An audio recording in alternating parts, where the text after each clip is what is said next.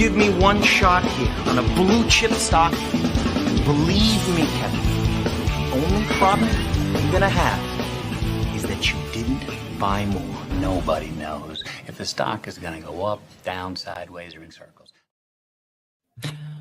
What's going on, NBA Draft fans? Your boys are back. The Wolves of Ball Street, your favorite draft analyst.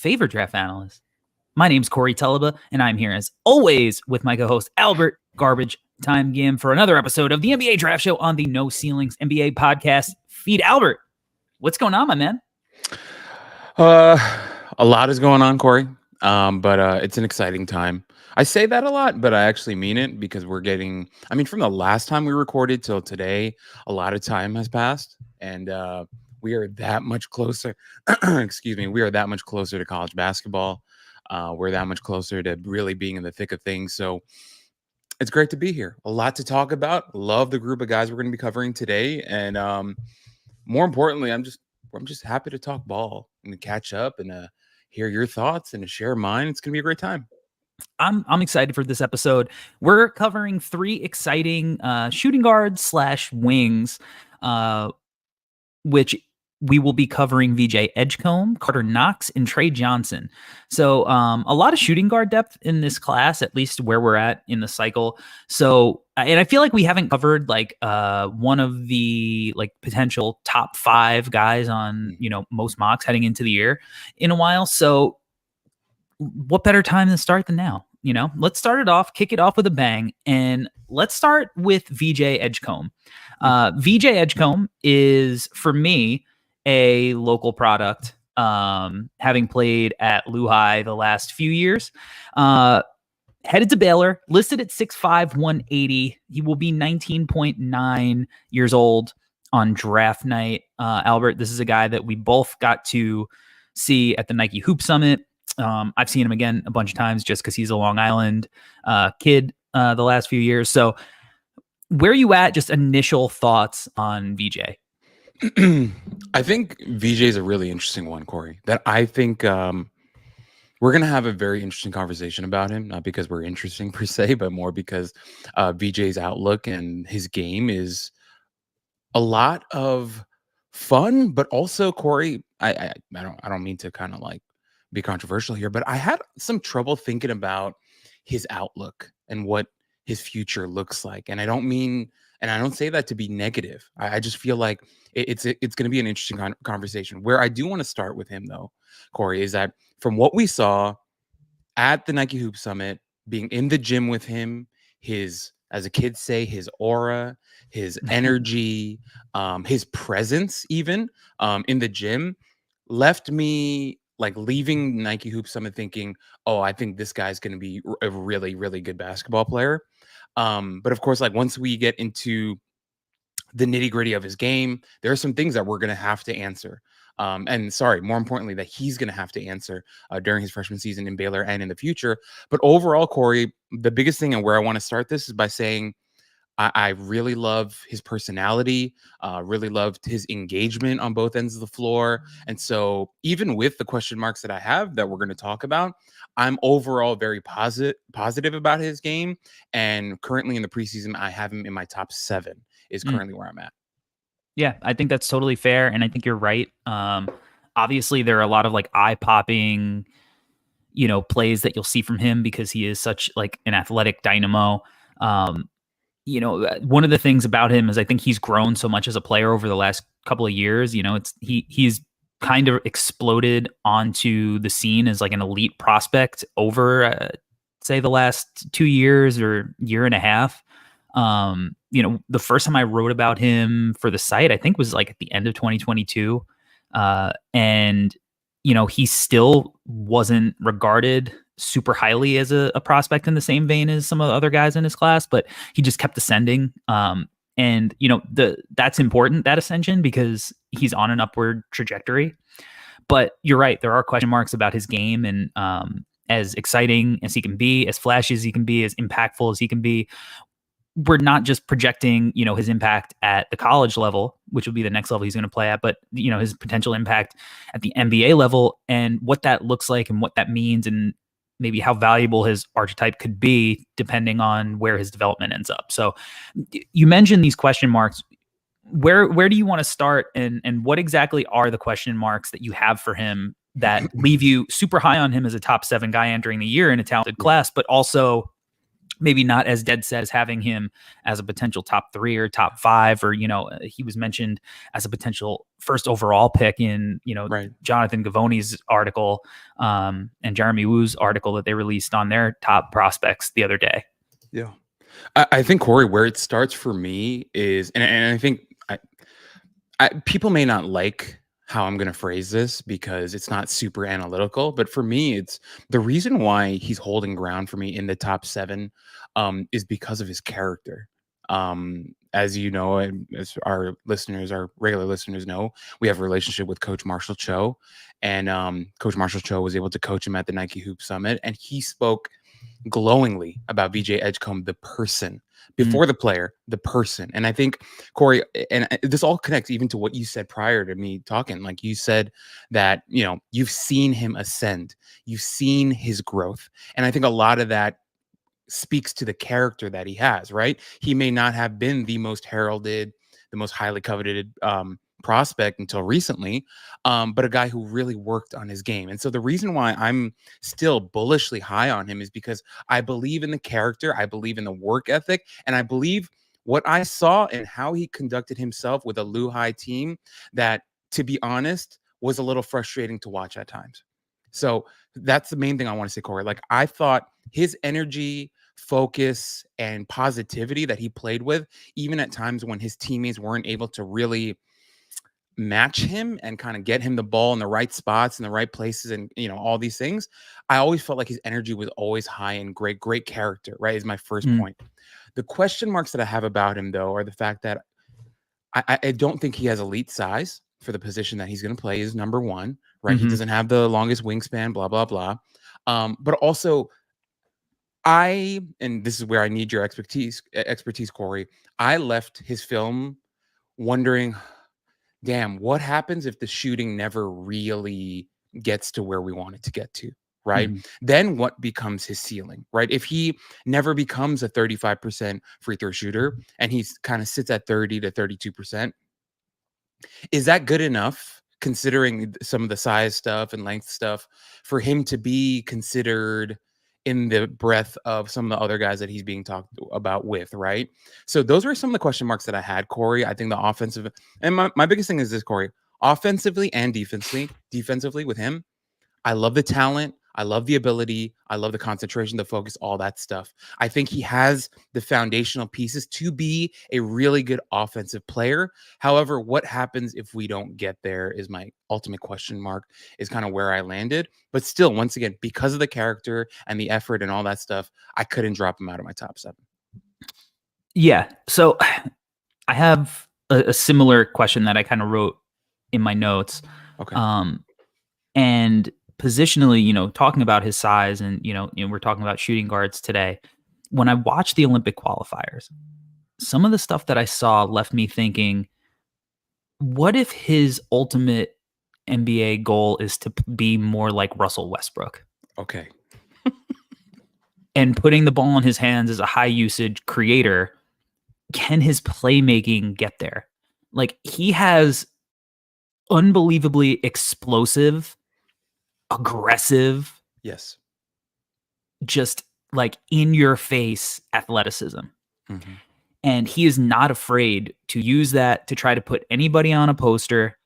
And you see it on both ends of the floor. It comes out in his motor. I think his motor is unbelievably strong. And I think that he's shown some pretty intriguing signs of playmaking ability. Now, is it that kind of like smooth pace, Luka Doncic, get a guy in jail and then slowly probe and, just manipulate the defense by taking a couple of dribbles to the right, so everybody overloads one side and then sling the ball to the weak side? No, it's not that, but he has such explosive athleticism to get paint touches that he's going to be able to, collapse defenses and create open kickouts. And he has, that kind of in between game that he's comfortable getting into, where maybe he does develop a little bit of that, where he is patiently probing. I don't think he's there yet as a playmaker, but it left me going, is there more like Russell Westbrook in him than like Jalen Green? Now, I know there are a lot of questions about Russell Westbrook and like whether his play style led to winning. Was it stat padding? And obviously, that's a discussion for other people's podcasts. It's not one we need to have right now. But if you're drafting that player, there's an immense value in getting somebody who is capable of winning an MVP. And whatever you do with that is obviously then into the front office's that's a front office issue that they have to figure out going forward. But getting a talent like that is unbelievably valued, regardless of what you think of, Russ, the player. And I think that VJ is probably projecting in a more positive direction as a shooter than Russell Westbrook has throughout his career. So there's a little bit of that. When we talk about his performance in, with the Bahamian team, this is DeAndre Ayton, Eric Gordon, Buddy Hield, like a big time amount of talent on that team. And at times he was the best player on that court. And to show that as a teenager, with guys who were actual NBA veterans who had really good NBA careers, that means something too. But like, to your point, like we've seen how people kind of discuss a guy like Jalen Green in where it's like, he needs a lot of touches to get his points. I think Jalen Green is one of the most underrated athletes in the NBA. Like, he is a freakish leaper. He's so smooth, right? Yeah. I think he's probably at similar points a better shooter than Edgecombe was. But there's just a question of like, if he gets there, when do people turn on him and his value as a prospect? And are you better off, just getting a supporting guy instead of a guy who, he can go get you 20, 25 points, but does it lead to winning? So I think that's where the question does pop up for me. Ultimately, when I, after re-going into the Olympic qualifiers, I went, you know what, I'm putting him back in the top 5 because I had him in that 7-ish area too, because, seeing him up close in different scenarios, like I thought he played, really well at the Hoop Summit and the practices and all of that. The intel's great. I've seen him as a junior, just effortlessly throw up like 30 points and do it in so many different ways. But then I've also seen him play like against Montverde and really force the issue. Yes. And now Cooper Flagg was like tasked with guarding him and as the primary defender. And then you have insane size everywhere else. Yep. But he was really forcing it and he couldn't get anything easy. And he felt smaller than, I think he ultimately is. But that forcing the issue, trying to get your points in the NBA, maybe it hurts less because he's hopefully going to be playing with more talented guys, even though, he played on a very talented high school team. But there were moments like that where it was like, okay, when it doesn't work, it's not nearly as pretty. And there are a lot of issues from, a perspective of, does this lead to winning? But there are so many positives. And I came back just because his two-way play and thinking like, can he develop enough like clean ball handling skills and playmaking ability that his motor, his athleticism, and his ability to just consistently create paint touches and already showing the potential to be able to play off the ball? I think that's one of the things that is going to be a smoother transition to Baylor than you would think from a guy like him who is like a shooting guard scorer who can play with the ball in his hands and everything. Like, Lou High did a really good job of getting him looks off the ball and creating looks off movement and running him off screens. And even though he's not the greatest shooter, just putting himself in those situations to, like create opportunities to get momentum, get downhill, and not initiating the sets. I think that is something that is going to be interesting to see. And I think he does have that kind of outcome. And it's a little outside the box and maybe it's not realistic, but I couldn't help thinking about it when I was watching the Olympics.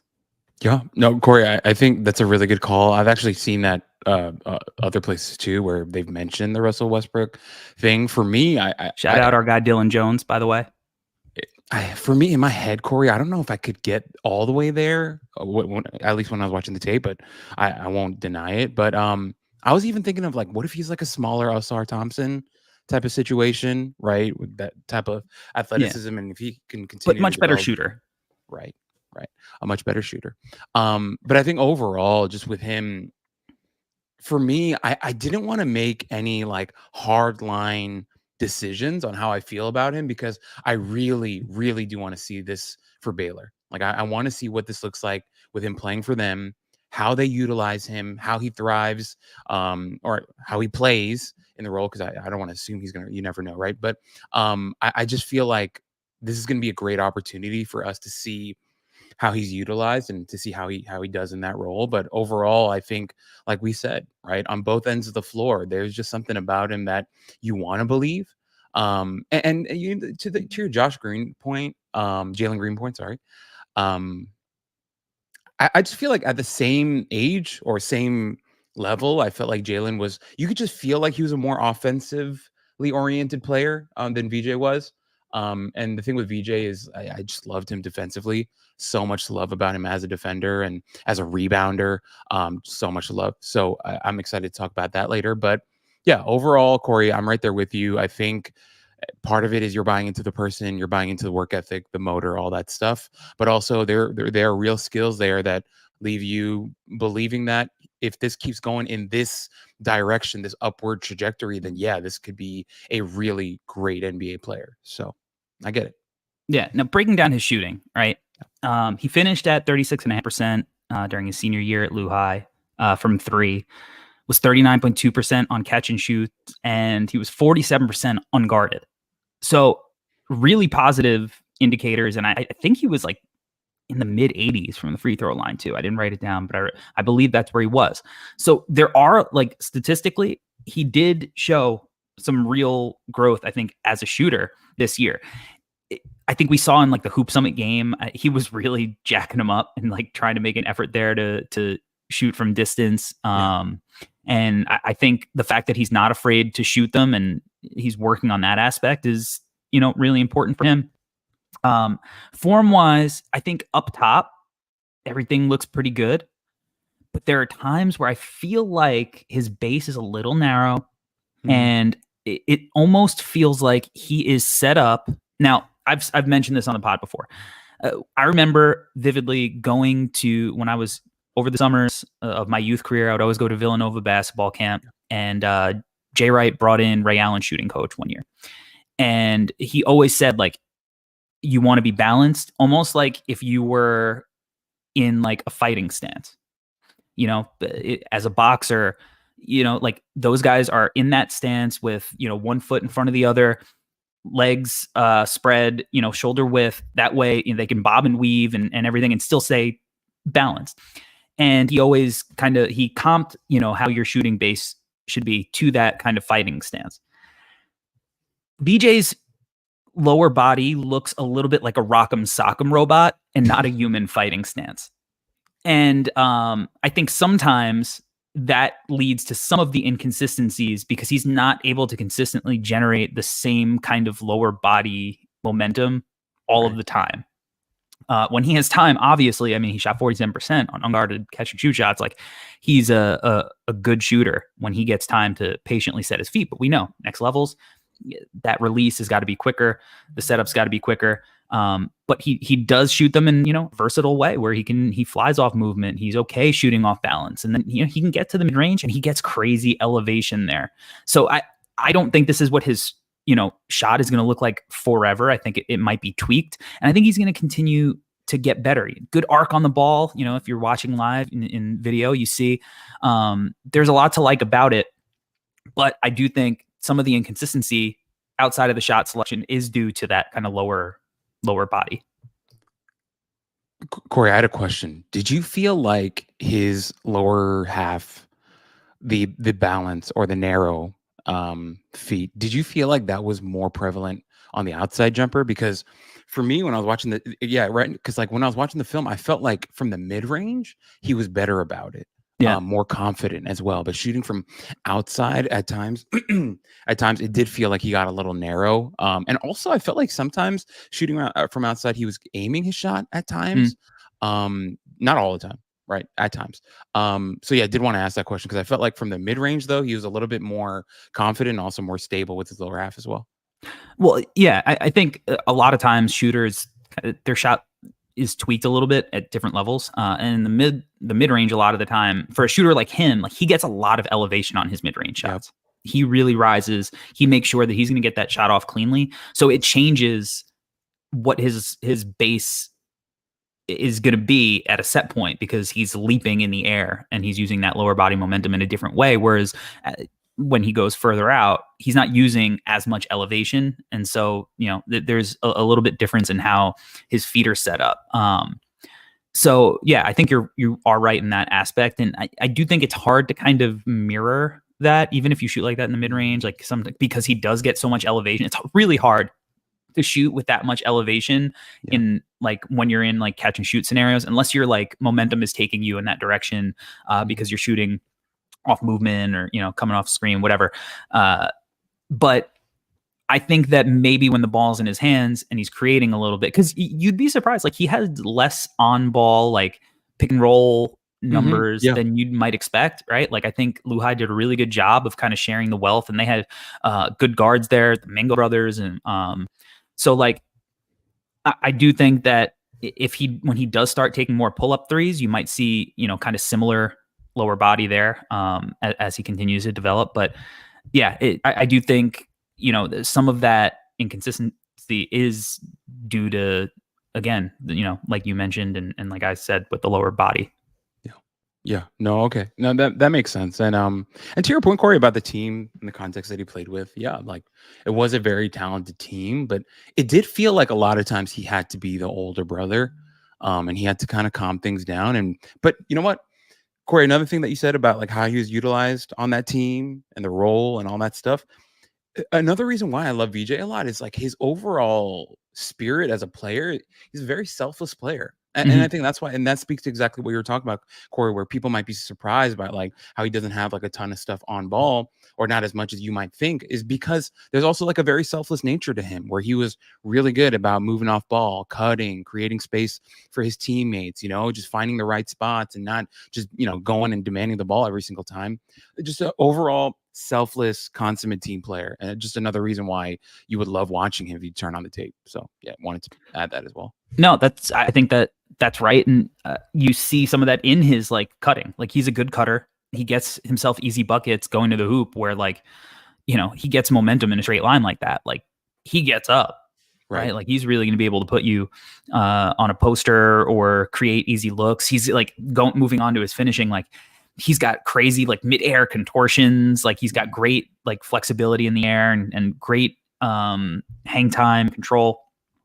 Obviously the bounce, like he didn't connect on it, but the one poster attempt in the Olympic qualifiers where he just cocked it back and got so high up in the air, like it would have been one of the craziest dunks I think of the year if he would have landed it. But you see how effective he can be as a finisher. But I think, and you mentioned like he's not the biggest guy. He doesn't have the thickest frame, and I'll be interested to see how his body develops and how much stronger he could be, because he's in great shape. It's just about now figuring out how to put on like healthy mass, because his finishing, like he's 59.5% overall, which is really good, but he was only 52.2% in the half court at Lehigh. So I think part of that is just, cramped space, high school court, much smaller.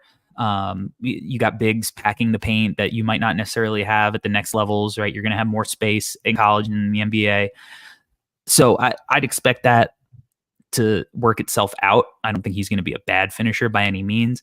But, he is still figuring out, I think, how to utilize that physicality and mix it with like the touch stuff that you have when you can't just dunk everything.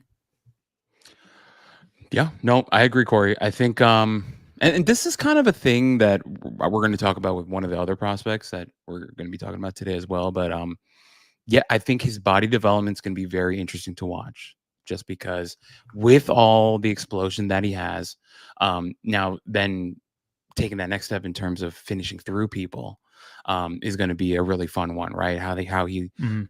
gets about bouncing off of guys and all that stuff is going to be really interesting to watch, because like we've already mentioned a million times, the instincts with him to get to the basket are all great. The athleticism is great, the quickness is great, the sense is great, all that stuff is fantastic. Now, as you mentioned, right, healthy mass, usable mass is going to be really interesting to see how he's able to then continue to harness the electric nature of his athleticism plus more strength and mass is going to be awesome to watch, right? At this point, we're not asking him to become Zion Williamson. That's just never going to happen.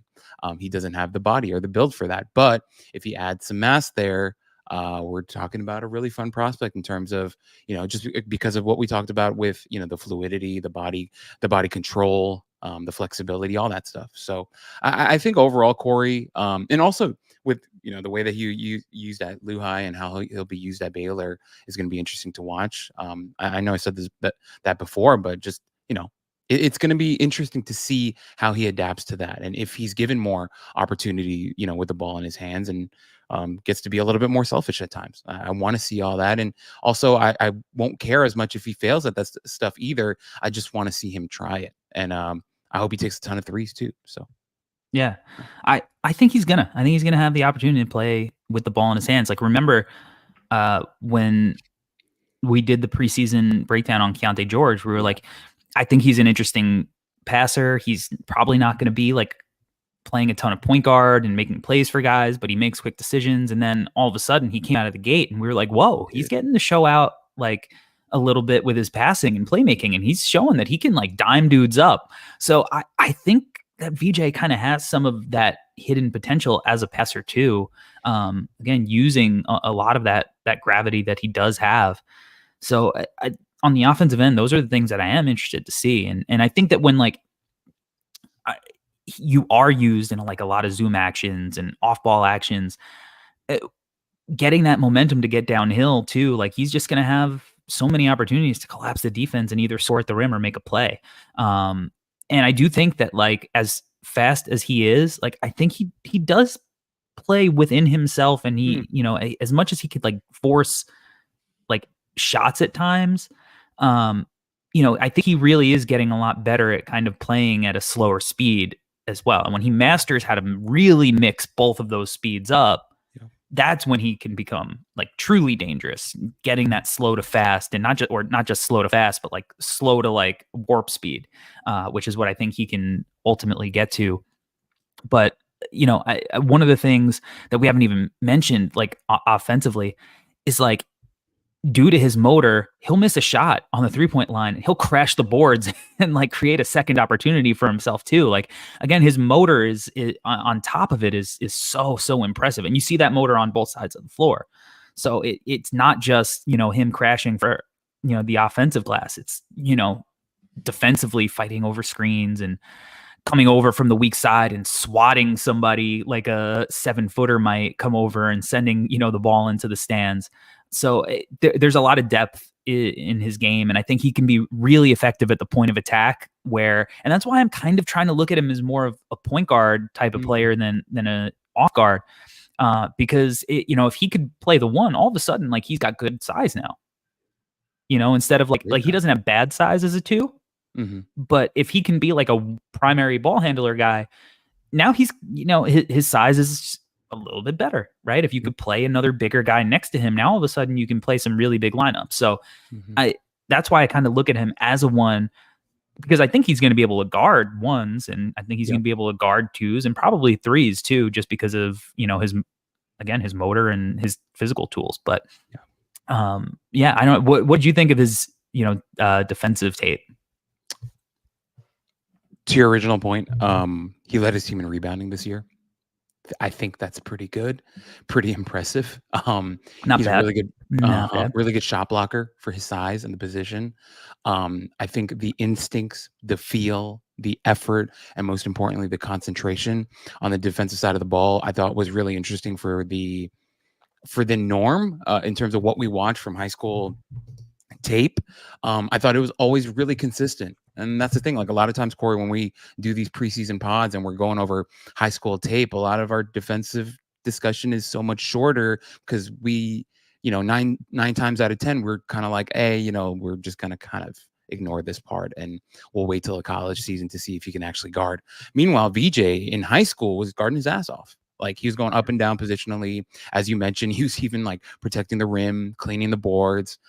Just so much effort and concentration on that side of the ball, both on and off ball. Especially on ball, I love his lateral quickness. I love his hands. They're not only fast, but they're accurate, which is a weird thing to say, but they are. I thought he was really good with his hands as a on-ball defender.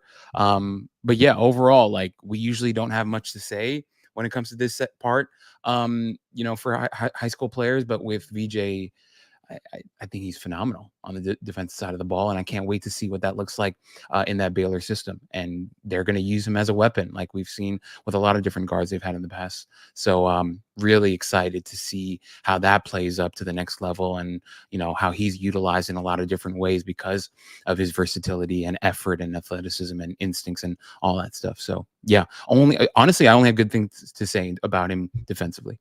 Yeah, I agree. Obviously, I think that like his defensive versatility is more backcourt and, up to threes. I think, because of his size and where he's at physically right now, just weight wise, I think he would struggle with, the bigger bodied wings. But I don't think that's going to be his primary job. And I think that, that effort, that energy, if he can continue to do that and play at that level with that much intensity while having more of an on-ball role as, he continues to be granted that, he has the opportunity to be a special player. And, again, whether it's Coach Joe or, people that you talk to in a front office, like it's hard to find somebody who has, something bad to say about VJ. He's, his intel is great as well. All right, let's talk about Karter Knox. Karter Knox is headed to Arkansas. He played with OTE last season. He's listed at 6'6", 220 pounds. He will be 20.1 years old on draft night. I saw him in a tournament at your alma mater, right? Baruch College. Yes, sir. Playing against guys like Ian Jackson, Jalil Bethia, and I thought that Karter Knox was like quite easily the best player on the floor. Definitely when I saw him live, like the game just looked so easy for him. Like he was playing at a different speed than everybody else. So he was one of those guys where I watched him where he really, really popped in an impressive way, especially looking at guys who were, ranked very highly. So I'm really intrigued. He's listed at 6'6", 220, and he looks like it. I actually was a little surprised that he was only listed at 6'6". Like he even looked a little bigger, and maybe it's just because his frame is so thick and he's so strong. And it actually looks like in some of the pictures of the practices and stuff, he might have even like leaned out a little bit. At Arkansas, there's going to be a lot of moments where he looks like Anthony Edwards. Like just the way that he moves, the shots that he creates. He's a sick athlete. I don't think he's like a tippy top elite tier athlete. Agreed. But I think he is a really good athlete. So I think there are going to be comparisons to Anthony Edwards just because of those similarities. But Anthony Edwards was dumb young for his class. Karter Knox is going to be 20, which is I'm fine with. But like, when you're looking at like that potential, it is something you have to take into account in some ways. But he's really interesting to me because there's not a ton of people that are talking about him. Again, I think part of the OTE guys, we see them get buried as far as the national discourse goes sometimes, but he's got, I think, a lot of interesting traits to talk about. Corey, you just mentioned people are going to bring up the Anthony Edwards comparison. I think it's only fair. We also bring up the brother comparison. I think I think I like him so much more than I liked his brother at the same Kevin stage. Knox, by the way, Kevin Knox, correct. Sorry, I should of have New York Knicks fame. of New York Knicks fame. Fame can be all kinds of things: good fame, bad fame. But also, I love that you gave my alma mater a shout out. Love Baruch College, go Bearcats, Division III basketball. Used to go to their games. Terrible service in that building. No Wi-Fi. Oh, for sure. Yeah, we don't get any service there. No LTE. Yeah, we want you to really be focused on your academics is what Baruch College is about. But okay, with Karter Knox, Corey, as you mentioned, not only did I think he was bigger than 6'6", but I also thought he was heavier than 220. Watching his film, I thought he was like 6'7", 240, something like that. Like he's a big, strong dude. And also, Corey, he's listed at 6'6". VJ Edgecombe's listed at 6'5". I actually think Karter Knox has more than 2 inches on Edgecombe, was how I felt just from watching. But of course, I haven't seen them stand next to each other, so what do I know? But okay, getting to Karter Knox, I think with him, as you mentioned, Corey, what I wrote in my notes, I wrote, and I was intentional about this. I wrote, he's a very good vertical athlete. I don't think he's an elite athlete, like you said, Corey. But to his credit, I really like his first step. I think his first step is light years ahead of his brothers, Kevin Knox's. He can really separate and get by guys. And then, as we've talked about in the past, Corey, with like bigger dudes that can move, it's kind of like the Adrian Peterson running back effect, or even Derrick Henry. Like they're so big and strong, but then also they're like, because they're so big and strong, sometimes their speed gets underrated. But these big, strong guys, once they get by you, the fact that they have the ability to pull away, that's what really makes them special. And I think that's what Karter Knox has. He's a big, strong dude that can create separation. But, once he gets by you, if you're shoulder to shoulder with him, he has the speed to then pull away, is what Karter Knox has. And so I did want to note that, Corey. And he's a guy that I think it was like 3 months ago, you told me, you were like, you're going to like watching him, turn him on, and we'll talk soon. And here we are. And I turned him on and we're talking. Well, that sounds weird. I turned on the film and now we're talking, right? And the thing with Karter Knox is I really like the strength. I love the size. Another guy that I have some question marks about, Corey, but I think overall, I think I walked away really pleased with what I saw. But the biggest thing for me right now was I just feel like the size strength combination that he has. Now, you did mention that he's a little bit older, but still, 20 is not old. Right. No, So Brandon Miller was like the same exact age, I think. Exactly. And I just think the physical advantage that he has is great. And I'm really excited to see what that looks like for Coach Cal this season. So I'll start there. Overall, if we give you big picture outlook on how I felt about him, I left very impressed. And I especially love the physical tools that he has. Yeah. And I think that's part of the problem with Karter Knox at times, because you said good questions, right? It's that like he does have those physical tools, and like he could get downhill and get to the rim and he did. He gets to the rim a lot. He I think averaged 6 free throw attempts a game, which is a lot in a high school game because they're 8-minute quarters. Right. But there are times where like, because he has like a really slick handle, can really separate, he's super wiggly, and like he can make tough shots, he settles sometimes for those tough shots. And you're like, dude, like break that dude down instead of settling for that step back, like bully your way to the hoop where you have this slick footwork and you're not afraid of contact, and like you finish 68% at the rim. He was 68.5% overall with OTE, 63.5% in the half court, then 68.3% overall with the Florida Rebels in the EYBL, and 68.6 in the half court. So like this is a legit finisher at the rim. And sometimes you get frustrated because it's like, all right, you just, kind of jab stepped and took a couple of dribbles, created a little separation or whatever. But like, dude, just go get to the rack. Like you got to mix it up a little bit more. So I think that's where some of the question marks lie.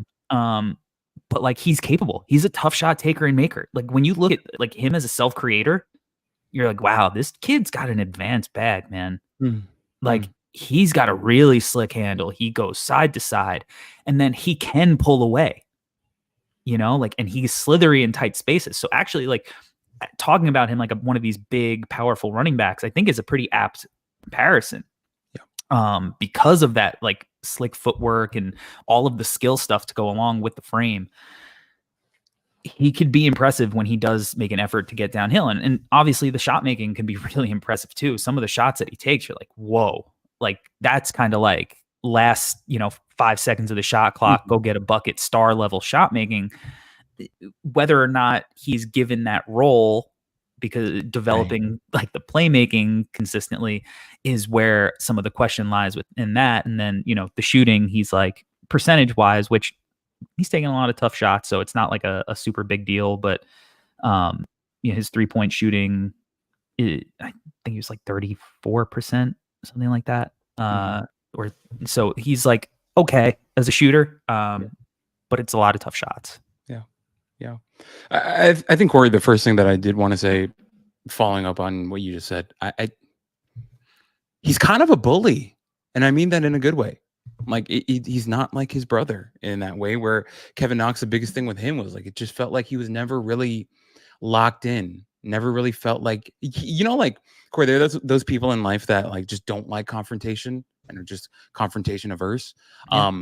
I think that's Kevin Knox. Meanwhile, his brother Karter Knox is more like, no, I want all the confrontation. I want to lock horns with anybody, and I want to go head to head, and I want to show you who I am, type of situation with him. And so, Corey, I think that's part of what you're talking about, though, with those question marks with him, with with the shot selection that he's got, is that sometimes it's like, hey, I just want to go head to head with you. And of course, for us, we're like, hey, man, just take it all the way to the rim, use your size, use your power, use the fact that at that level, you were able to finish through whoever the hell you wanted, type of thing. But at the same time, I think in his mind, he was just like, no, I'm going to show you that I can, cross you up and, go through all these different moves and then take a tough jumper and hit it, on your head type of situation. But of course, like, we're talking about, from a third person perspective, and we're like, hey, man, you're way stronger than that, dude. Simplify it a little bit, just go right through him and finish, right? But Corey, I think the overall spirit that he plays with is just aggressive. It's tough, and I like that, right? And I think sometimes guys that play like that can make questionable decisions, right? And so it's all about now with Karter Knox and him getting to the next level, but also Corey playing on this team. I just don't know what that role and the type of opportunity he's going to get, dude, with them bringing in, what did they bring in? 6 new players, 6 new freshmen and 6 transfer guys. It's 12 new players, the only returner being Brazil, right? And so they're going to have Janelle Davis come in, and he's going to want to do stuff with the ball, and they're going to have Boogie and all these, right? DJ It's Wagner. going to be tough. DJ Wagner. Also, Adu Fierro came over too, and he's going to be the one that's going to be going head to head with him for those wing minutes. Billy Richmond's another talented freshman that correct. On the it's going to be really, really tricky for him to be able to show all that. However, with the mentality that he's got, the physical skill set that he has, Corey, and if he does play a more simplified game where he really works on the outside shooting and spacing things, and then, picking and choosing his spots and about being aggressive, I think he's got all the opportunity in the world to lock himself down as a starter and play big minutes for the whole season. It's just, outside of the minutes and the opportunity, outside of the minutes, it'll be more of how much opportunity is he going to get to show off, what he can do with the ball in his hands is the other question, right? So I think it's tricky. Yeah. I think that role could be really good for him. Oh, yeah, absolutely. Because like in OTE, he had the freedom to kind of take a lot of these crazy shots. And like Cal's not afraid to give freshmen an opportunity, that to the point where I think that was a major criticism of him, over the last few years. But like, as much as he can do on the ball, he can do stuff off the ball too. He's a good cutter. OTE didn't do it a lot, but his team in OTE RWE, sometimes they would use him as a screener, where he would pick and pop, and even we just saw in this clip, he would roll to the rim. And he's strong enough to set a good screen. He would run off screens. He can catch and shoot. He can, run the wing and catch and shoot in transition. When I saw him live, I think he hit like 3 threes in the first few minutes that were catch and shoot scenarios. So like, I think the fact that, yes, he can dance with the rock and he's very creative in that kind of way. which is valuable at his size. It's like a big, long wing. But also the off-ball equity that he will provide, I think could get him on the floor and allow him to thrive alongside of all of these guys that are going to want to play with the ball in their hands.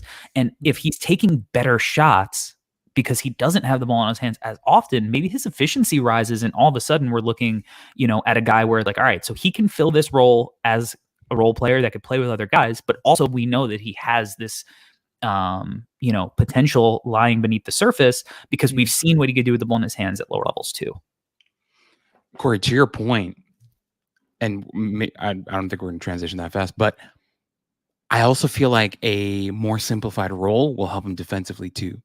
I felt like a lot of his deficiencies defensively was because he was pretty gassed from all that he was doing offensively. Not a lot of second efforts.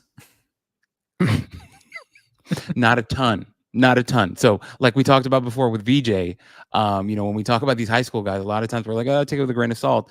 I think Karter Knox was kind of one of those guys where he, there was so much output on the offensive side of the ball because of what he was asked to do that it was difficult for him defensively. Where, if he ends up in Arkansas, having to do less offensively, then maybe we'll see him shine more defensively because, Corey, I actually think he has great tools for the defensive side of the ball as well. As all the tools that we talked about offensively, I think they apply defensively as well. Like he's an aggressive dude. Great size, good length. He's good moving laterally. Like, why can't he be a really good defender one day, right? I think he absolutely can. And so if he's playing a simplified role there for Arkansas as a freshman, playing with a Fierro in practices, maybe even a little bit on the court during games as well, I think he'll benefit from it. And with the Fierro thing too, I think he's going to be a better shooter than him too. So I think he'll have all the opportunities, but maybe the simplified role, as you mentioned, Corey, really does end up benefiting him long term. Yeah, and I think that's important for him to focus on that end because, and look, it's hard with the OTE stuff. I mean, you watch it and it could get very AAU style, very up and down, very sloppy. But when he was locked in, it's like obviously he's big, strong, and he can slide his feet and he can move and he's going to be able to be a versatile defender in that way. He should be able to like get in the passing lanes and come over and block shots and all that stuff. It's a matter of, is the effort going to be there? And, that's going to be a question that he's going to have to answer in those games. And hopefully, like you mentioned, with the lesser role on offense and playing alongside some of these other guys, he could show more of that because I think it's there. It's just, is he willing to bring it out of himself is going to be the big question. And then, he did have a guy like Samto behind him, which at the OTE level is like, maybe he's like, you know what? If I don't have this second effort, Samto's going to be there to go, spike the ball. The last thing, I want to touch on is just like the playmaking, because in his last EYBL session, or his last EYBL summer, 14 assists to 39 turnovers, which is bad. Not great, Bob. But he did finish OTE with a slight positive assist to turnover ratio.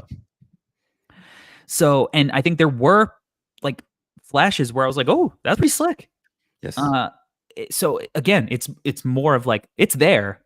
Yeah. And the OTE season after the EYBL season. So like, that's good. Positive trajectory, right? Like getting better. We know that the OT program is strong developmentally. Like, they have a film room, they play ball all the time, like great coaches, great development. It's all they focus on. So there's reason to believe that, that decision making got better. It's going to be harder in college when things get quicker, obviously. And like teams are scheming defensively for certain scenarios. But if he can just figure out like, hey, like I'm going to have to make quick decisions with the ball, right? Like I'm maybe not going to be coming off screens. I'm not going to have as much time to dance in isolation. When the ball swings my way, I'm either going to have to shoot it or move off of it.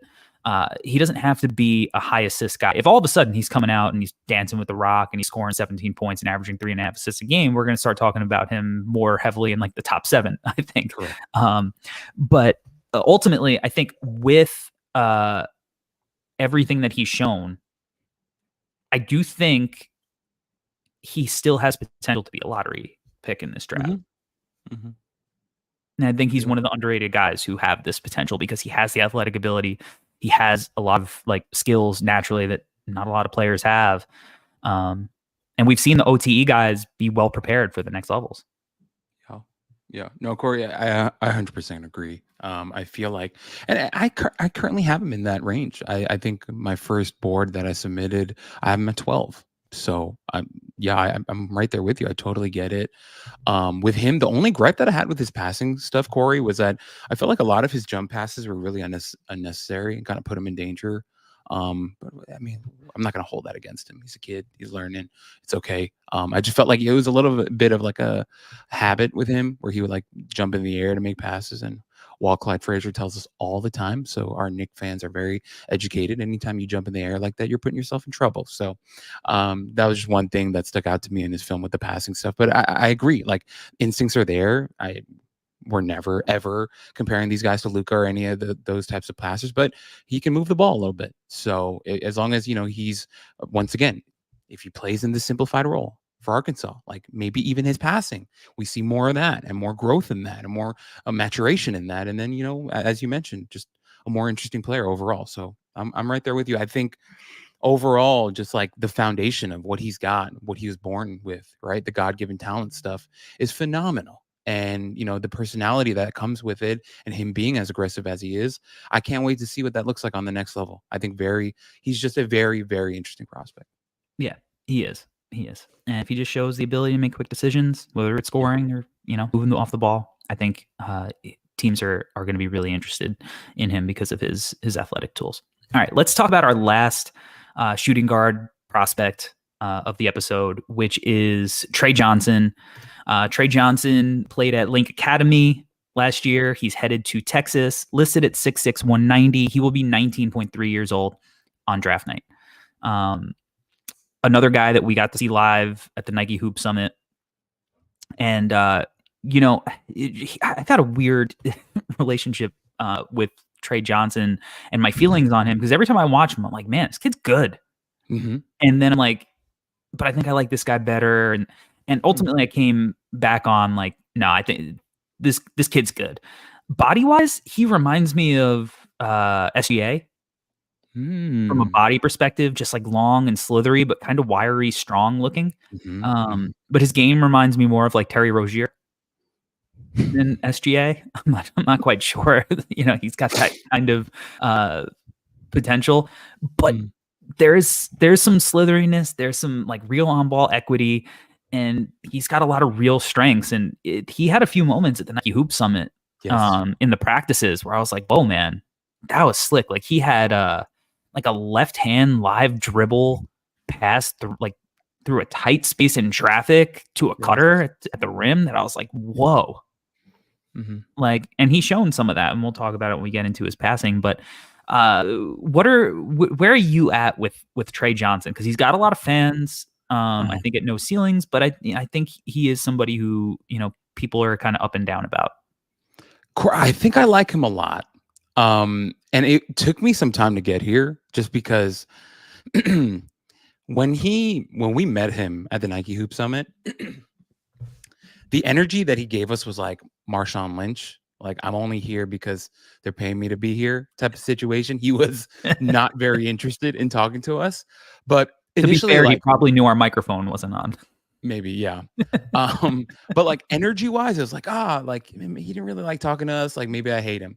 But then I watched the tape and I'm like, oh no, he's just like this. Like, and I mean this in the most respectful way. And I actually mean it as like a compliment. He's kind of an asshole. Like turning on the tape, like the energy that he gives regardless of who he's playing, kind of felt like, yo, you're not good enough to play against me type of stuff. And I actually kind of like that. I especially like it from like primary guys, like, guys that I'm going to give the ball to and be like, yo, take 20 shots per game. Like, I want them to kind of think that no one is good enough to guard them, because that type of irrational confidence can lead to mixed results. But if you've got the skill set and the ability, I kind of like that confidence. And so where I've landed, Corey, is I like him because of his attitude. I like the offensive skill set. And like you mentioned, Corey, I think he's an underrated passer. And we'll get into the nitty gritty of all that. But yeah, overall, I'm just like, I like his size. Also, when we stood next to him, like for a guy who looks a little skinny, like he had a big chest. and like pretty big shoulders. And I was like, oh, you're like physically, you're already in great shape, and this is just going to improve. Like you're just going to get stronger, and he's going to need the strength, because I thought the lack of strength really hurt him finishing at the rim a lot of times. But overall, like as he continues to work on that and develop the at rim scoring and becomes like a legitimate 3-level scorer, I think there's a lot to like because of what he can do in the mid range and from outside. So, and then also like the efficiencies as a shooter, like he put up great numbers shooting outside and for the free throw line last year. So, yeah. I like him, but we can talk about it. Yeah, and like when we interviewed him, he wasn't super interested in speaking with us. He had just played a game. He's in high school. You know, not every kid is going to be Jared McCain, who's just like, you know, the most charismatic person alive. Ian Jackson. Right. Ian Jackson. And he owes us nothing. So at the end of the day, and we interviewed him and our mic was off. So at the end of the day, you know, it's fine. It was a win-win. Yeah. But you mentioned like his versatile shot profile, like how he can get to the different spots of the floor and score in the mid range and stuff. I think offensively, like that is something that I really like about him. Like he gets his shots at a lot of different spots of the floor. Like when he gets the ball, he loves to play at a triple threat. He's patient. He's got a handle. He can play in pick and roll. But then he can like come off screens and DHOs, and like he doesn't need to play with the ball in his hands. He can catch and shoot. He's a really, really smooth shooter. I mean, 39% on 195 attempts at link, 89.1% on free throws, and he shot 92 free throws. So like, real deal shooter. Yes. And he takes a lot of tough ones too. So it's, you know, these are not just open catch and shoot looks. He's taking a lot of tough shots. He's comfortable in that second level in the mid range. So really, really impressive scoring back. With that said, he right now definitely has concerns as a finisher at the rim. Yeah. Some real concerns. I mean, because look, the numbers are what the numbers are. Yes. He shot 46.9% overall at length, 43.5% in the half court during the senior year. I think he was like 50% in the half court in the FIBA tournament, 53% overall. So like, you know, there is a trend that he's just got a lot of work to do as a finisher. And I think part of that is because he's doesn't really embrace physicality, you know, and like he's uncomfortable getting bodied. I think his touch is inconsistent, but at the same time, like he's comfortable using both hands. Yes. And like he's like pretty like flexible, and he can contort his body. And I just think he's got to figure it out. And I think part of it will probably help with NBA spacing. The numbers are bad, and I don't want to make excuses, but like he has shown flashes that make you go, all right, I see the vision with the finishing. It's really bad. He doesn't have a ton of like vertical pop. Like most of his dunks come in transition. So he's like a okay athlete, you know, maybe a borderline good athlete at times from a jumping perspective. But man, if those finish numbers are what they are, we saw what happened with Brandon Miller, and Brandon Miller was 6'9". You know, like for a guy who's going to be 6'5", 6'6", people are going to tear him to shreds on the internet, which, you know, probably not fully fair because the kid is still developing and right now he's in high school, but he's got to get better as a finisher.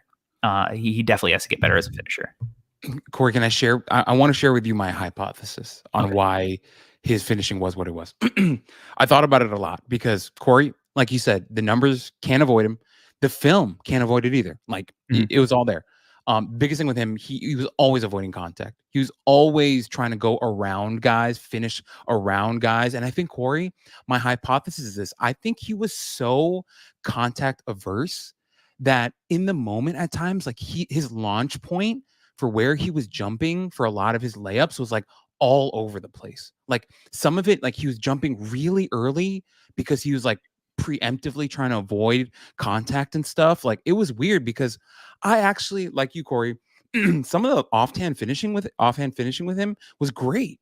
Like he actually showed real touch with the left hand and smoothness too. It's just like I think sometimes he was so freaked out about getting like blocked and hit and whatever and fouled or whatever that he was like jumping at weird times was my weird hypothesis. I don't know if that even makes a lot of sense. But just overall, like you can see that there was like an antsiness with him where he really just didn't want to get hit. And like you, Corey, like I thought it was a little weird just because, like, once again, he's not like this stick. Like he actually has some strength to him. Like he has a build to him. I think he's just got to work on like going into the chest of guys. And I'm not saying that by him going into the chest of bigger defenders in college that his efficiency is going to jump up, but I think it's something that he's got to continue to practice and work on, because he can't just avoid contact forever. Because as you said, Corey, if that's the case, the outlook on him won't be very good. But I just think overall he was so averse to contact that it was kind of messing with him, and he was doing weird things and taking off at weird points and taking weird angles at times as well. And sometimes just like even going too fast to like really beat a big to the point and stuff like that. So I don't know. Overall, it was weird, but my hypothesis was that he was just jumping from all over the place and, you know, weird timing and stuff like that. No, I think that's probably fair. And part like going to like the avoiding the defenders at the rim, like I think a lot of guys who have like strong mid-range games tend to not like aggressively drive to the rim and like seek out contact and stuff, because they see a defender at the rim and they're like, oh yeah, but I could just pull up from the elbow and like this is a free throw for me. And he's got that to his game too. So like I think I'm at the point with him where I'm just like, you know what? Like I think he could figure out the finishing, and he's got the other two levels down to the point where if the finishing just becomes like adequate, like he's going to be a real deal threat, because we talked about his playmaking a little bit. Like he's a really slick playmaker.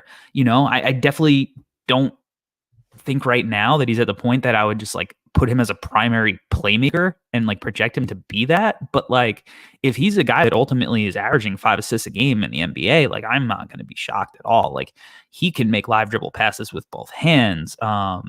You know, that ambidexterity that we talked about in his finishing, like he's got that as a passer too. You know, he's comfortable like getting guys, you know, in jail and being patient. And he can, you know, see different sides of the floor. He, you know, he can make like improvisational reads, but he can also kind of, you know, make the reads where he's manipulating the defense out of ball screens too. So he, that on ball, off ball equity, and then just his ability as a playmaker too is it's really intriguing. And so like I'm willing to take a chance on the finishing just because he's got that stuff. If he was just strictly a scorer but he couldn't finish at the rim, it's like, all right, it's a little less interesting. But the fact that he has that but he can also pass does make it pretty intriguing. I think you're muted. There it is. I'm new around here.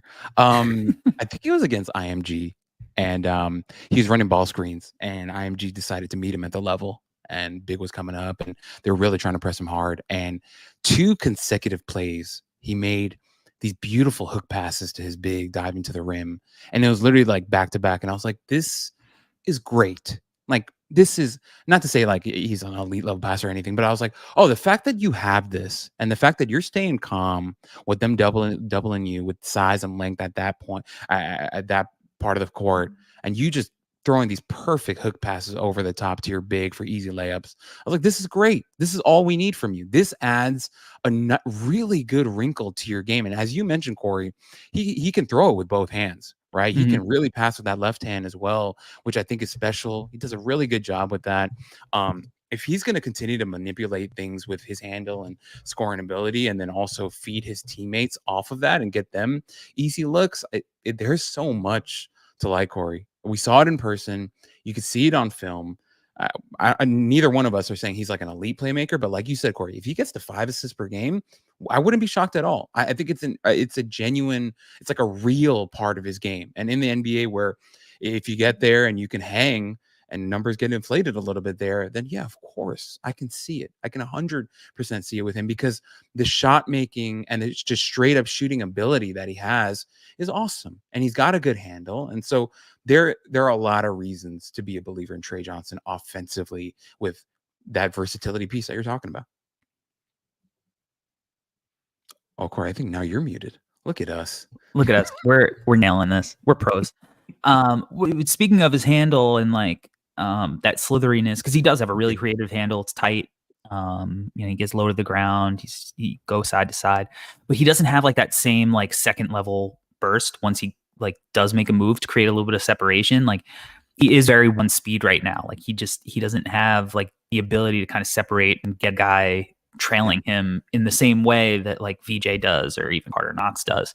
And so that's probably another reason why the finishing might not be, where we want it to be, because athletically he just doesn't have that ability to like cleanly separate and really only have to focus from the guy who's rotating, around the rim.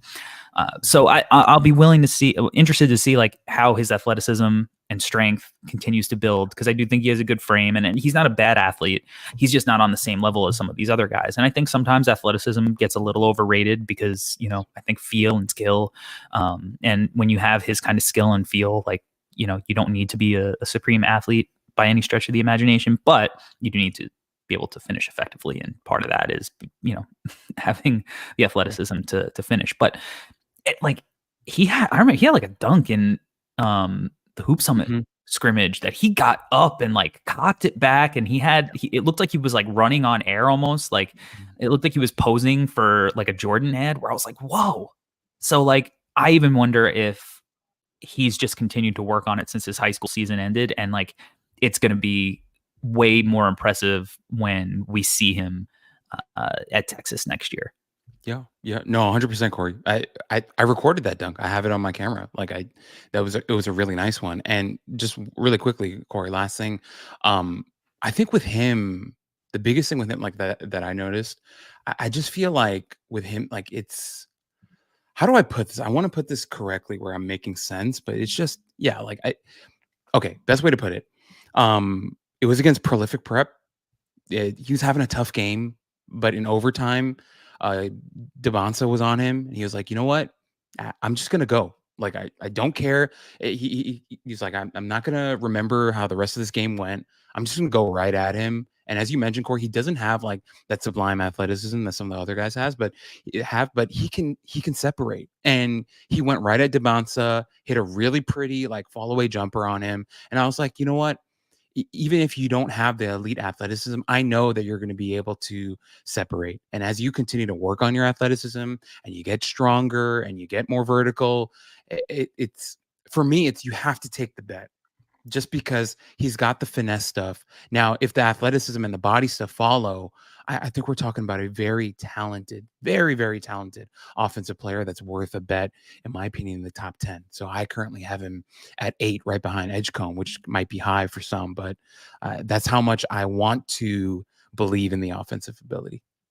Yeah, I think I'll when we release our boards, and if you subscribe to Ceilings Plus and you get access to our big boards, not just the No Ceilings board that we release publicly, but all of our individual boards, I'm going to have him probably in that same range, because I also think he's a pretty good defender. Like I think he competes. Like obviously there's strength stuff that he'll have to deal with as college basketball gets older and older, and then once you get to the pros and you have these really strong dudes, but that is not unique to him. But like I think he slides his feet. I think he's got really good length. I'm going to be interested to see what he measures at. And I think, like you said earlier, like when you look at his frame, he's not just a skinny kid that doesn't look like he can't put on good weight. He looks like he's going to be able to fill out in a positive way. And even if it doesn't look like it's a massive difference, like he has the broad shoulders, and I think he's going to have that like SGA wiry strength. And you add that with his length, and I think he's going to be able to be a pretty positive defender. At the very least, I don't foresee him being a negative defender. And when we talk about that, that's a guy who you take in the top 10 in most drafts, probably in like the top 5 in most drafts. 100% agree. I think I didn't have a lot of notes about his defense other than I like the length. I thought he showed pretty good ability with his hands, can move well side to side. So yeah, I didn't see anything special. It wasn't like VJ's where I was like, oh, but I was like, oh yeah, if he can be average, just be what I'm seeing on tape, he'll be fine. So yeah, really advanced offensive player and like good defender. Like, and that's a guy that, you can be confident in betting in. And like when you are as good a shooter as he is, like you could feel confident that it's going to translate, you know. And it just goes to the strength of this class overall. Like, you know, just another guy. And it's, we talked about 3 shooting guards that I think all have like top 10 talent. Whether or not they get the opportunities to show off that talent in full, that's another story. That's why we're doing preseason scouting reports, and we get to watch and be patient and see what they look like in college as it starts up in probably a few weeks. But yeah, it's going to be really fun to watch him and his development at Texas and what that looks like. You know, Texas hasn't been a hotbed of developing NBA talent as of late, but I don't know. He's a pretty safe prospect. I think that like even if he has like a weird season there, like I don't think he's one of these guys where it's like, oh, he's going to have to return for his sophomore year. You know, I think like because of his shooting, teams are going to feel pretty confident and comfortable just taking him in the lottery. Like at the very least is like a top 20 guy like we saw with Jacoby Walter, where it's like he's not going to fall like super, super far. But, you know, crazier things happen. Who knows? But I like all 3 of these guys. I thought this was a really interesting trio. And I mean, really talented group. Yeah. And Corey, it's weird. Like you pick these 3 guys and they're all like really close in terms of their rankings on my board. So I was like, oh, this is a perfect trio to talk about. And as you mentioned, we haven't really talked a lot about the top guys yet. So this is a nice, like, and also we're getting that much closer to the season starting. So this is a perfect transition. And yeah, overall, Corey, like it's, as you mentioned, this really does speak to the level of this class. Like it's going to be so fun throughout the season to see these guys develop. And we haven't even talked much about other than like CMB, like the returners too, and the type of jumps that they might take. And some guys that we weren't even thinking about last season or barely talking about might be, who knows, like first round talents, right? Totally. So I'm really excited, dude. 100%. All right. Albert, tell the people where they can find you on the World Wide Web. Yeah, you guys can find me at Alberto Gim on Twitter is where you can find me. On Instagram, I'm at GTGNBA. And yeah, give me a follow. Right now is still preseason, but once the season gets going, I'm going to have a lot of stuff for you guys. So excited for it. You can follow me at Corey Tulaba on Twitter, NBA Draft Dude elsewhere. Make sure you're locked into NoCeilingsNBA.com. We've been writing stuff all summer. The crew has been absolutely killing it. We're almost back full time, 5 days a week. We're going to be hammering out, you know, No Ceilings plus articles as well. And then, yeah, if you're watching live on YouTube, make sure you smash that like button, hit subscribe if you haven't yet. If you're listening in the podcast feed, make sure you give us a 5-star rating, review, all that good stuff. We appreciate everybody watching live, rocking with us. We are so close to college basketball. We're in the midst of the beginning of the NBA season. And as 2 New Yorkers, the Mets and the Yankees are both, you know, doing well in baseball. Somehow I've been locked into playoff baseball, which is weird for me. But a lot of exciting stuff happening in the world of sports. Not so exciting for your Jets or my Giants. But that's a podcast for another year. Until next time, we are